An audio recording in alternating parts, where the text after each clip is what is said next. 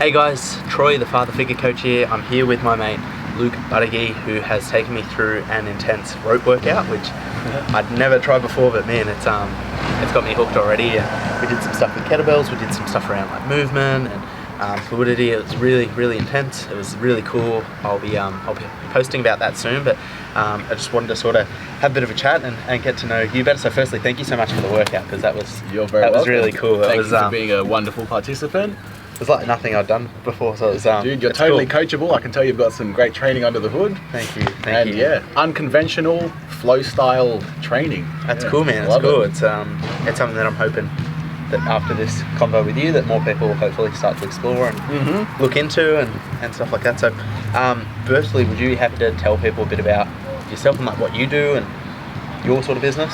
Yeah, sure. So Luke Buttigieg, born, raised Western Sydney, Australia. I've got this legendary living brand. If it makes life better, I enjoy talking about it. I had a bit of a personal story of like emotionally broke, financially broke, fat as, and life just wasn't going all that well. I kind of got like the self-growth bug. And the more I learned, the more infatuated I got with these lessons, and I wanted to start sharing them. And then I did presentations, and then fast forward, that's what I am and what I enjoy talking about. This unconventional training thing is more like a side hobby project. I coach it in a small capacity, but yeah, my main thing is like self-growth. It's awesome, man. It's really cool, and it's I guess I found you through like the rope stuff and like seeing. How did you find me? It was through the rope stuff. And then I think I saw something at a gym that I know of and used to go to, and they were sort of talking about like, oh, they're offering a rope throw class, and I've seen people do this. It's really cool. Found you through it, and then got hooked on a lot of like your content. Like, oh wow, he sounds really interesting. So it sort of led to us getting here today to meet up. Thank you for reaching out. And likewise, I had a very brief stalk of Troy. So totally the type of guy that I would want to get connected with. And then before today's chat, I had a more meaningful, deep stalk. And bro, all for it. Power to you, man. Thank you for reaching out. Thank you. No, it's been really cool, and hopefully it's something we can keep connecting. But totally. How did you sort of go like transition? Because I believe you were like more personal training and coaching and stuff like that. How did you sort of transition more into the self-help growth side of things? Yeah.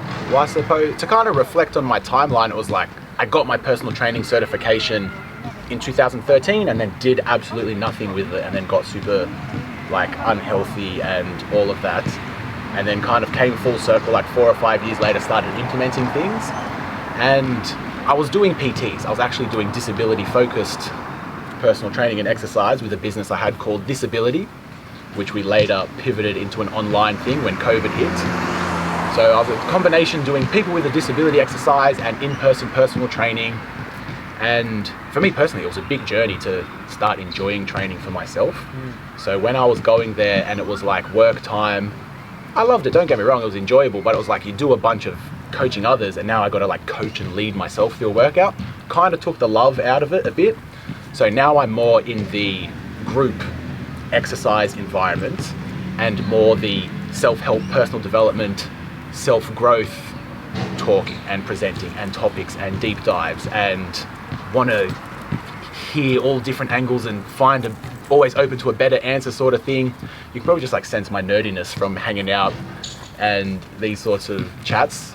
So yeah, I just kind of gravitated more towards the self-growth side of things. But no, self-growth, personal development, personal growth, self-evolution, all kind of terms I play with. It's just, my basic message is just like build a life you love with where you are, what you have, no matter how fucked up we are or what our problems are. Do the best with what we have and where we are to build a life we love, because anything else is just madness. Yeah. Right? So yeah, I suppose as of now, it is only in front of groups and one, we'll call him lucky individual, that I do this self-growth stuff. Yeah. But in the pipeline, I've got this like, I pretty much call it my life's work at this point. Ultimate self-growth course, legendary living launch pad. This is just what Luke needed 6.5 years ago when he started the journey. Yeah. So yeah, excited to share that one. It's really cool. I know like even for me now, since having my son, this sort of transition where I'm like, I don't want to just keep working like my big teaching. I love teaching and I love the kids I work with and stuff. Like it was really cool. But then, I struggled last year because it was a long trip to work. It took me like an hour 10 each way sort of thing. Long run. And I was coming home and getting to see my son for maybe a couple of hours before we're trying to get him to bed. And I just knew for me, like, that wasn't the life I sort of wanted to live, and I wanted to be able to spend more time with him, and sort of led to this. But it leads me now to thinking, like, I'm trying to surround myself with like-minded people. I'm trying to surround myself with, it doesn't have to be the exact same path and same journey, but like people that are in that space of like, this is how I want to live my life. Like, I don't want to just do what's normal. Like, this is what I want to do. And seeing your stuff is really cool. Almost all like just teaching people. Man. And likewise, like, the energy you're putting out, I feel like you're going to attract it back. Like, our tribe is our vibe, and like, respect any like belief or any sort of thing, but to the sorts of people that like aren't on the aligned values of like, do what we can with what we have to build a life we love. Conscious goodness spreaders, I say that a lot. Be a conscious goodness spreader. Cool, you don't have to be that, but I don't really want to hang out with you either. The unlucky type of people. I don't know, have you ever been in a workplace, maybe you're still there, where it's like you kind of have to put on like your emotional suit of armor to go deal with like the complaints and negativity of the day? I imagine maybe in a way it was a gift for me that I hung out with so much of that, because it probably like kind of forged how I am in a way today. Yeah. But yeah, all for attracting like-minded people, aligned values and goals. Yeah. Very much. I'm a big fan or big believer that like you're the average of the 5 people you spend the most time with, and I've noticed like since my life changing, and you know, when I was 20 what I was doing, 25 to now like 29, like they've been so different, and I think like the main contributor is just like, who am I spending the most time with? And when I'm spending times with certain friendship groups, I noticed I was like drinking a lot more, and you know, maybe wasn't exercising as much, or like just had different mindsets around things. But I would often be really negative, and sort of the thought of like, oh, it's all my boss's fault, or oh, it's all this, and you know, once I get a pay rise it fixes everything. Like, it was never actually that. And once I started surrounding myself with other, and it doesn't mean I don't love other friends and stuff, but like when I was starting to hang around with other people and start to dive into the self-development, start reading a bit more, all that sort of stuff, it sort of like forced me to be more positive. Like, it sort of was like a byproduct of it without realizing. Like, you're with these people that are looking for solutions and looking to do this, looking to do that, like have these big sort of goals, and can't help but sort of catch that bug. Like, you hang out with 5 solution-focused, strategizing, like goal-oriented, motivated people. We'll be the 6th sort of thing. I used to hang out with like 5 stoners. I was the 6th. Like, I used to hang out with like 5 gym heads. I'm still a gym head sort of thing. Yeah. But yeah, totally. Curious to ask you about how you feel like it's proximity to power, where the sum of the company we keep, campfire effects, like you get the heat, blah, blah, blah. How do you feel like it works online? Do you get the same, say, listening to a podcast of 2 amazing minds? I don't know if I'm kind of like settling for my amazing average of people being all online role models that I listen to. I said to you already, I would love to have like a more in-person, like, gentlemen, what are we going to talk about today? Type mastermind going on. And honestly, I think it's coming. I've connected with a few people, yourself included. But yeah, do you do a lot of online listening? Yeah, so like, especially when I was doing the long trips, like I tend not to listen to music, and if anything it'd be like podcasts or audio books. Same thing when I'm training, and I think it's very good, and it's really beneficial for me. It gives me like ideas, and it gives me stuff that I want to talk about. So like when I'm with these other groups or something, like I'll hear something on a podcast that I think is really cool and I want to bring it up, and there's some people that just won't buy into it and want to have that conversation. Some people will, and that's fine, but I find it's I think having people that you're physically around is really important. So I think this is more like self-help, and this is really good, and listen to good things and try and gather ideas, but I still think that like personal connection, which you still can have, like I guess like Zoom and FaceTime, or like you can still connect with people, you can still chat all the time, but there's something about like, I spoke to you a few times before this session and it's always been great, but then like to actually come here and like do the rope stuff, and like you can see your passion and you can hear it a lot more in person. So I'm a big fan of connecting in person with like-minded people, but it's harder to do because, you know, the pool's so small, but I guess you just got to sort of force yourself into it's situations. Very important to do. I'm committing to you, and I'm going to make more of an effort for it. Because in a way, like, one of my goals for ages was to like improve my relationships, make more friends, but then an opportunity would come where I could go out where friends would be made. I'm like, nah, don't want to sort of thing. Yeah. And then I'm like reviewing my wheel of life like months later. I'm like, oh, that's still a goal. And like fast forward 2 years, I'm like, been saying I want it for multiple years, but I haven't really done anything. Yeah. So yeah, in a way, I think I like settled for the online goodness, but there is some absolute gold on there to be had. Yeah, absolutely. But I think there's some risk in like putting yourself out there face to face rather than in person. It's the same thing with like trolls online. Like you see the footy on the weekend or something, and you know, some big front row will knock the ball on, and you'll see all these like comments online. It's like, I guarantee you, not a single one of you are saying that face to face. I know, yeah. Because you got that protection. Even when your like profile's like public and people can see who you are, like you got that protection. And then when you're face to face with someone, like obviously you don't know. If I said the same thing to a front rower that people were saying, I would get belted. But I guess it's the same thing with like the more positive sort of emotion. Like to put yourself out there in person is really scary and really risky. Where when you do it online, it might be easy to find like-minded people because then just delete that person or just hide away. Yeah, totally. I think it's definitely a barrier for a lot of people to get past as well. Like we are the most anxious, depressed, socially awkward, having the least amount of sex generation ever. Like when connection is just a right swipe away, where like the world is small in the sense that we can connect with anyone, but people are so much more socially like awkward and worried and stuff. So like I think really good if we can help, I don't know, break that, motivate people in that direction. Yeah. How have you been so you're in the online space now, posting, sharing stuff. Was it like a goal and it was like an obstacle that you had to overcome to be able to post, or it was just kind of second nature? It still is. Like even this meetup today, which has been one of the best things ever. Like I'm driving here and then I start thinking about it and I start getting a bit worried, and posting something online is like terrifying. Like if I put up like an exercise or something, because I mean like it's so easy to compare yourself to other people. It's like, oh, well, you don't look that good in that, so don't post it. It's like, well, I'm better than where I was yesterday and this might help someone. And it's still like I probably don't post as much as I should because there's still that fear, and I think it's like it will forever be an ongoing battle. Like you're never going to just get over it one day and be perfectly fine. Like I think there's always going to be other barriers, but it's something I face every day and still interesting, trying to get there. Big ups and respect to you for actually posting, because it is scary and it's like people are going to judge me and think that I'm silly or leave a comment or some shit. And even I've gotten hundreds of nice comments and messages of support and thank yous.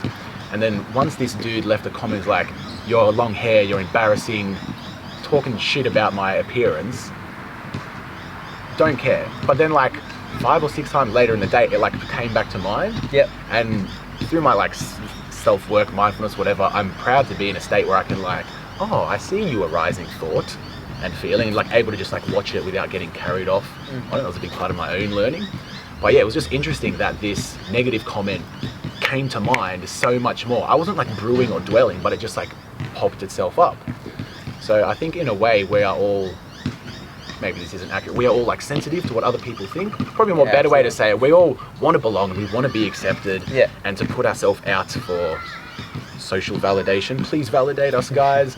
It's like you might not get it, and that goes against one of the primary human things, which is to belong and to be accepted. So yeah, but I like finishing these stories or like these notes by like just a big, don't give a F what no one thinks, doing my own thing. You do better than me, show me. No, hate never comes from above, bro. It's these people with like no display pictures with a name like Toxic Emu Weenus or some weird shit saying like your hair's long and in the Bible you shouldn't have long hair. That's what this gentleman was saying.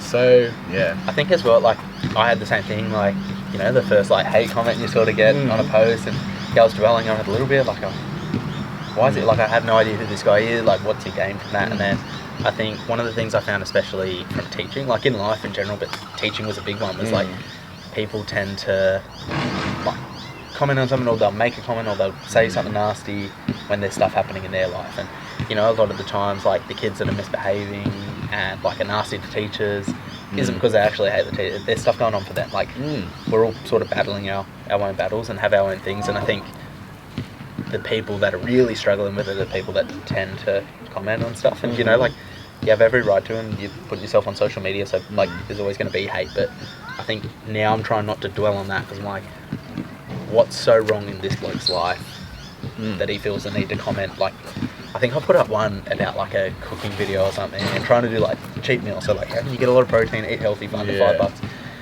And there was someone like, oh, like my dog eats better than you. It's not much, and it didn't bother me that much, but I'm like, what's going wrong in your life that, like, that's how you're spending your time? Like, I would never do that, so. It must be exhausting, like, carrying around that much, like, I don't know, frustration or anger or, like, I just need to be mean to someone else type of feelings. I think it was Sadhguru, Indian philosopher, gentleman. He's like, if anyone is angry or hateful, he's like, you can just feel sorry for them because their life mustn't be that good for them to actually, like, that's a nice kind of fix all. Like, if anyone's genuinely hateful and negative, it must be pretty miserable being them right now. So I can't even accept your hate because I just feel sorry for you, bro. Not that I get much hate. But I'm curious to ask about schools. Like, bullying was a thing, probably always a thing. Thing when we were at school. I remember internet was like just coming out. So you were just able to be an asshole online. Does it still show up? Yeah, no, it's huge, and I think schools are a lot stricter with how teachers are allowed to, like, behave and act and say things and stuff. So, like, the kids are probably a lot more protected, and, you know, like, rightfully so in a lot, because there's some dodgy teachers out there, but yeah, it's harder to deal with things as a teacher and as a staff member, but then it's also like these bullies will spend most of their time online, and so, like, for me, it's the same thing, like, going to school, like, you know, social media was just a thing, but, like, you could sort of escape it. Like, you could say you were to get bullied at school, not that I never really copped it too much, but, like, you'd go home and that was it. When now kids, like, they're on, like, Instagram, they're on Facebook and stuff, and it's like there's no break. And I think that's where a lot of the, like, bigger issues stem, is like, I don't think they should have it, not necessarily have it, but I think, like, they should be very mindful about how much time they spend on social media. So a lot of my stuff was well-being. It's like, if you're spending 10 hours a day on social media and you're copying, but, like, you're putting yourself in the situation, not that it's right, not that anyone should say anything nasty, but, like, the best way to avoid this is just, you're standing in the fire when you're curious to ask, what's your boy's name? Archie.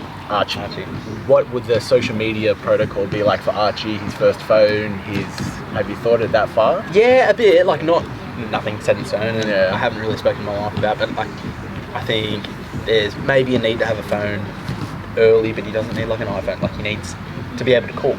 So, like, a phone that does that, but doesn't have, like, Instagram and all that. A dumb phone, I've heard them called, smart. Like, he doesn't know, or I'm hoping he doesn't need, like, social media and that sort of stuff. A phone to be able to call, like, if he's in trouble and stuff. Like, I mean, you always want him to be safe, and you don't want him to get in a situation where, like, I couldn't help, life happens, but, you know, if something would happen, he was out, it's like, if he could call me and that would save the situation, then absolutely. But, mind, even for me now, I'm trying to start to set, like, a bit of a time for how much I'm allowed to spend on social media. So, like, you know, you're only allowed from, say, like, 6:30 till 6:45 at night. Check everything and do whatever you want, but then that's it for the day. Like, you don't. I'm still trying to strike a sweet spot balance for that. I'm thinking, like, there's, like, golden hour after you post something. Now's the time to engage and post on stories and react to people and engage the engagers, etc. Or, like, so there's, like, what, Messenger, Instagram, WhatsApp, texts, emails, like, all these different places to reply. Sometimes it's like, I'm dick in hand peeing, getting my phone out and checking. I'm thinking, this is ridiculous. And, like, as in control of impulses and habits as I think I am, I'm still a slave to my phone sometimes. So I've exactly been trying to find the appropriate protocol that makes me use my phone more than it uses me. It's like, I don't want to be like a, I don't know, no social media evangelist. Like, it's a miracle of humanity, and if I want to do the good I want to do and, like, spread messages and connect, I'm a fool not to use it. But to use it appropriately, I think it's something we can all benefit from. Absolutely. I think for me, like, my sort of turning point was as I was starting this business, and I'd be sitting in Archie's room with him and he'd be playing with toys, and it doesn't seem like much, but, like, it's huge for him, like, learning and stuff. And I'd be, like, on my phone checking, like, oh, I've got to post this, or I've got to reply to this, and, like, and then I was missing out on what he was doing. And I'm like, how is this more important? So I think, even though it's, like, part of my business that I should be posting and should be doing this, I'm like, the business isn't that important. Like, it is, and I love it, and, like, I'm hoping it can, you know, like, help me with life and provide for my family, but not to the sacrifice of, like, these sort of times. So, like, totally. So that was sort of, like, now when I'm with Archie, it's like phone away. Like, I have it with me in case, like, I need to call or anything like that if something goes wrong, but, like, not scrolling Instagram, not doing that. And, like, this is what's important. This is why I left my job to stay home with this boy. Like, why am I then getting consumed with work and stuff like that? So that was my big turning point, I think. So. I think it's good to be aware of that sort of stuff. At least I try and focus to when I am on my phone, it's the only thing that I'm doing, so I can really like, I'm leaving a comment, this could make this person's day, I'm getting a message across, this is important sort of thing. It kind of dilutes, like if I'm trying to hang out with you and like, yeah, get back to this thing. It's the worst, isn't it? To just, it's even got a name now. We've drifted so far away from being focused that it's got a name, monotasking, like doing one thing at a time. Yeah. Be there present with your partner or girlfriend or kid, whatever. Be there present, getting whatever this job is done. But then even still, I made a reel about it just the other day, like stretching positions you can do where you can still use your phone. Yeah. And I ended it by saying you'd probably do a better job at both the stretching and the phone tasks, but sometimes multitasking just doesn't make sense. Yeah. People are so short on time and stuff like that. Yeah. I want to ask as well, like the training that we sort of went through today is nothing like I've ever done. How did you start getting into that? Because I've never seen someone in a gym like mucking around with rope, other than the skipping rope. But neither, and I've got a fitness passport and I bounce all around gyms and I see people looking at me and I take the earphone out, they're like, what are you training for? I'm like, just fun and life. And so yeah, no one has done it. I even went to Thailand, I was asking everyone on the soy. No, so I was really into skipping, even from when I was like 40 kilos ago, I was into skipping and I just got better and better and better. And then I had a skipping friend who got me into, I saw kettlebell juggling, gyms were closing and I thought, I'm gonna borrow a kettlebell from the gym and get good at it. And I found this page, The Crazy Trainer, and I was just like, wow, look at this whole vocabulary of ways of moving that I've never seen. So it was like skipping got me into kettlebell juggling. My girlfriend got into fire spinning around the same time. She was a bit scared of the heavy kettlebells, but the sticks were good. So then I had skipping, kettlebells and sticks. And then it was just like, I don't know, 7 or 8 months ago where I seen the heavy rope where you don't jump through it. And of course, skipping skills translate hugely into that, like it's still a rope. Yeah. And got me into that. So truly just Instagram and time kind of got me into these things. No, I didn't really have a coach or mentor. Kind of a lie. I had online coaches and mentors. I've done a kettlebell course and that's it. And I bought a rope course. Yeah. Sort of explored yourself and exploring, Googling, listening to a few podcasts and stuff. You can tell how much I enjoy talking about it from our set. Yeah, dude. And dude, that's just still like the beginnings as well. Like there's layers and layers and super good stuff. Yeah. And do you think the rope thing is going to be like a pretty key element of your training forever now? Like it's like totally. You seem to love it. Yeah. I think rope will be like the next yoga or the next skateboarding. Yeah. I think like kids are going to have like ropes around their neck, getting in trouble for doing tricks like on a lamp post or something, or like doing tricks on cop cars like as silly kids do. Yeah. And there'll be ropes hanging in every studio because it's so, the benefits list of it is just absolutely bonkers. It's the ultimate warm-up, cool down, active rest, and then once the technique gets enough, workout as well. Caveat, don't let it be the only type of training you do. I think to neglect strength training is pathetic. Always lift heavy stuff also. But yeah, rope will be a big part of What do you think's been the biggest benefit for you with the rope? Like what's been the best part of it? I love that question. The first one that's kind of coming to mind is like the understanding of directions. So I was talking to you about the lunge matrix. Yep. So I thought to move in a direction, I had to face that way and step. But no, it's like my body can do all these different sorts of things. And have to mention as well the carryover into walking, because like walking is the ultimate functional thing. Whether we're a swimmer or a horse enthusiast, you walk to the pools, you walk to the stables, you can't get away from walking, right? So doing so much of this underhand stuff and feeling that figure 8 pattern, feeling the balance of your head over your foot, which the rope trains, very quickly mind you, like this was your first workout, you did hundreds of revolutions.